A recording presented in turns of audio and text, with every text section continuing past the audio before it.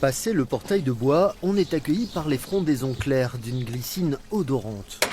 Le glouglou d'une mare minuscule attire l'oreille, tandis que l'œil saisit un éclair furtif, c'est le saut de la grenouille, gardienne du jardin japonais.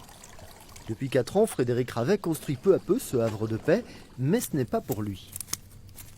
L'idée du départ, c'était de pouvoir accueillir et recueillir les insectes afin de pouvoir nourrir aussi les oiseaux.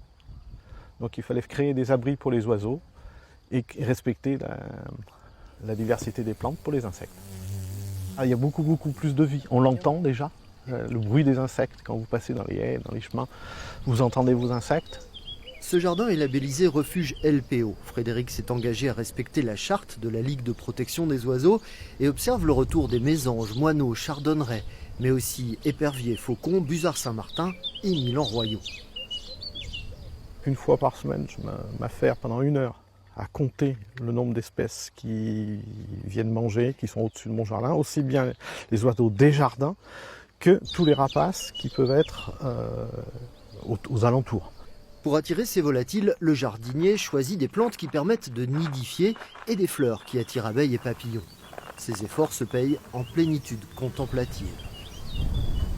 Pendant qu'on jardine, on écoute, on regarde, on apprécie. Et puis, quand je taille, quand je pioche, je pense à la nature, mais je ne pense pas au tracas de la vie quotidienne. Je profite de ce moment.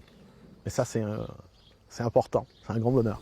À son échelle bien modeste, le jardinier a la sensation d'aider à la protection de la biodiversité, l'impression de contribuer à quelque chose de bon.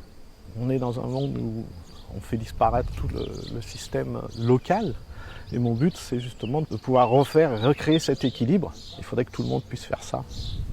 Pour faire comme lui, c'est simple. Ça commence par un perchoir à graines disposé non loin d'un arbre et par une attention particulière à ces petites bêtes qui font de grandes choses dans la nature.